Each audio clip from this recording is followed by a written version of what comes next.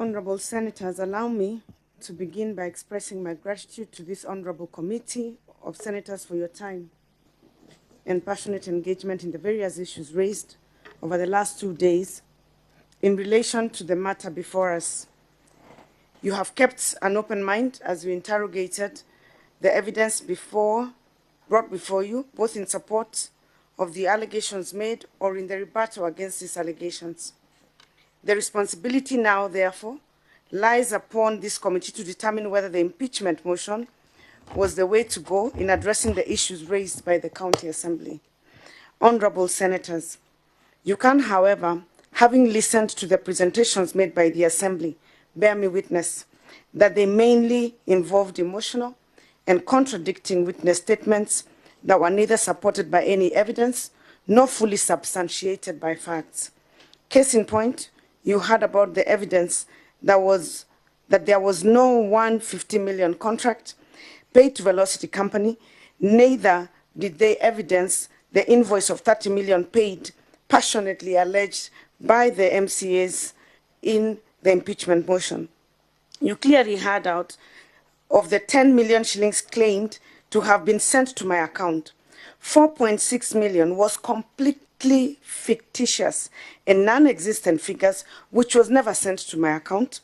Further, Honorable Senators, you heard that in 2 of those trips that I'm alleged not to have gone, the leader of majority was actually present in those 2 trips, and even photographs as shown today.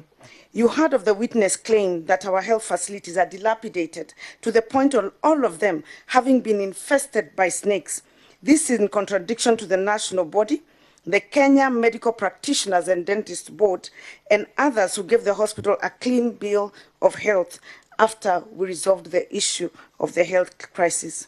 She cited the lack of autoclave machines and incinerators, which the members of the County Assembly so graciously allocated budgets in May last year and were purchased.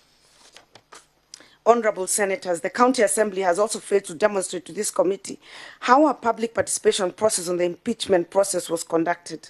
My lawyers have dispelled the false allegations that form the basis of my impeachment, and we have seen that they are an affront to the impeachment process as described in the Constitution.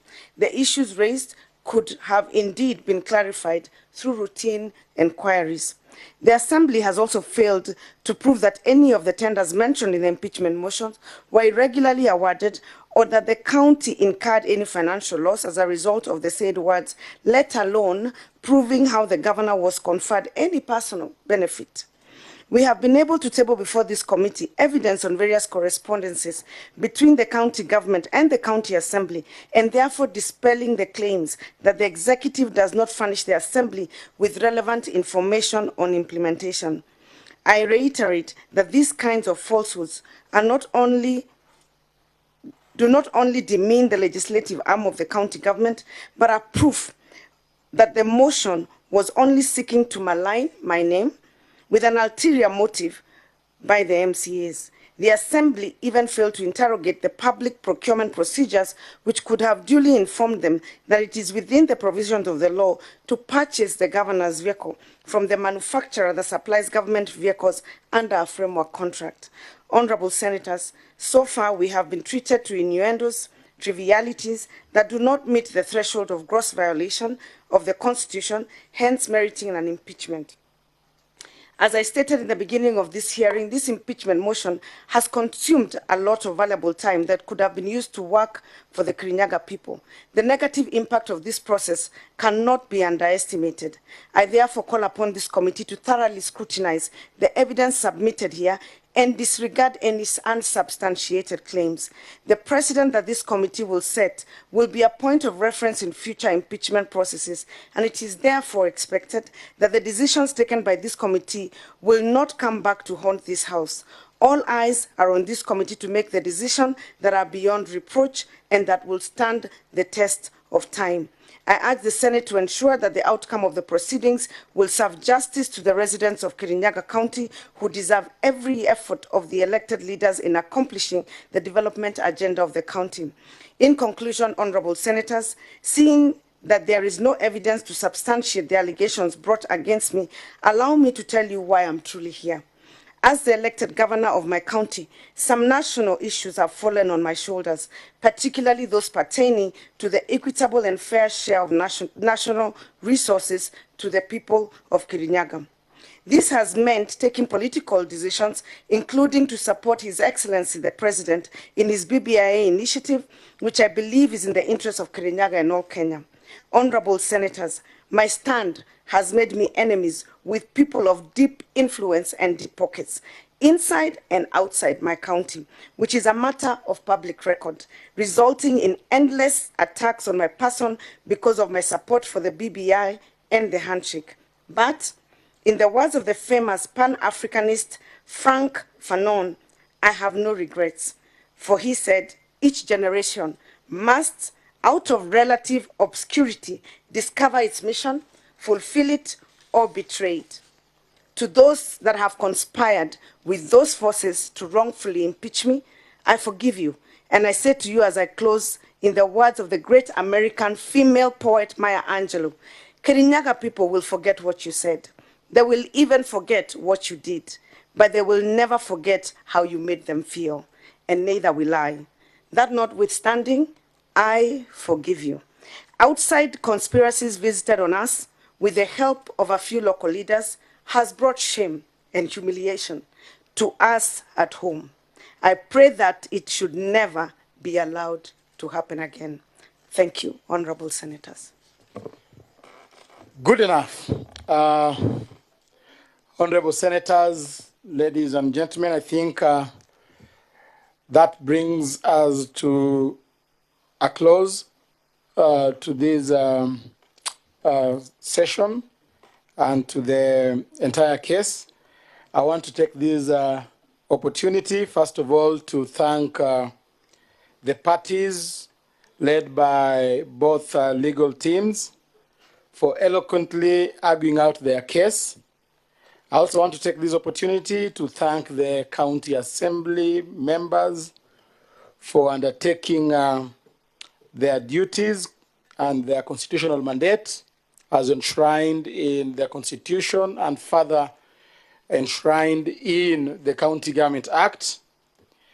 I also want to take this opportunity, honorable members, ladies and gentlemen, to thank all the witnesses who appeared before this committee for performing their civic duty.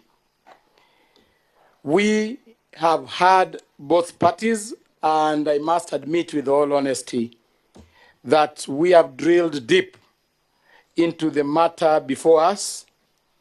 We have extracted enough content and or information that will guide this honorable committee come up with a concrete determination that will be referred to by the coming generations. There has been a wide speculation that this committee has already or has an already predetermined outcome. I want to state clearly that I have a lot of confidence in my members. In this committee, we have a galaxy of professions and professionals. We have doctors, we have Dr. Bito, whose integrity cannot be questioned. We have retired judges, or judge to be precise, my good friend Judge Mazayo.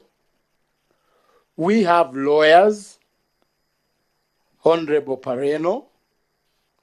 We have former MCAs, like Honorable Beatrice Kwamboka and myself, proudly a former MCA. We have seasoned politicians. We have farmers, like Honorable Mpayai. We have career women, like Honorable Beth Mugo and Honorable Halake. We have fishermen, like Honorable Moses Kajwang, and I have a lot of confidence that these are men of integrity and that we are going to give a just ruling. And we also have footballers like Honorable Anwar. We play in the same football team. He is my captain. And yeah, I said seasoned politician like Honorable Kidiomi. So, honorable members, ladies and gentlemen, I want to assure the public that we are going to retreat and make a fair ruling based on the evidence that has been adduced before us.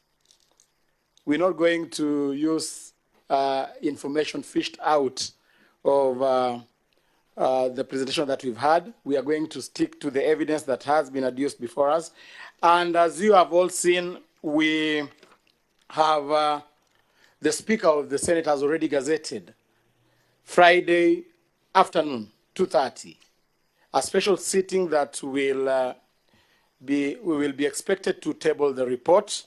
So I would like to invite all Kenyans to anticipate a fair ruling on Friday afternoon, and I believe by then we shall have come up with a ruling.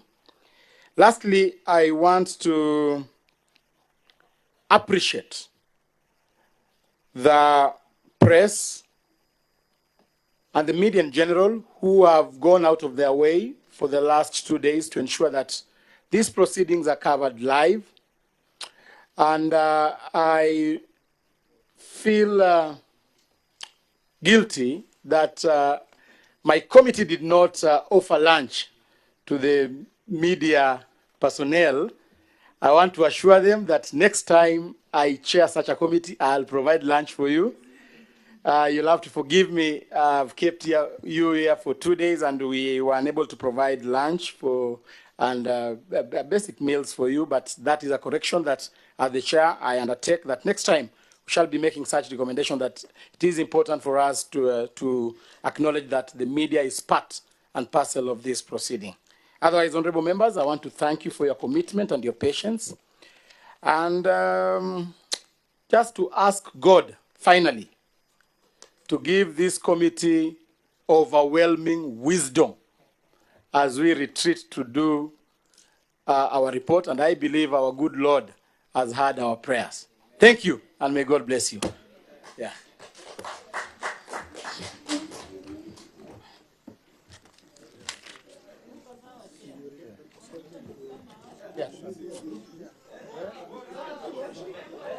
George, I'm ready. Tuma watu. Ama umeamua? Go to the councils to verify the passport. Oh, you go. Let me shughulikia boxes. The date. Look at someone with the date. In potential. Is that which document has it?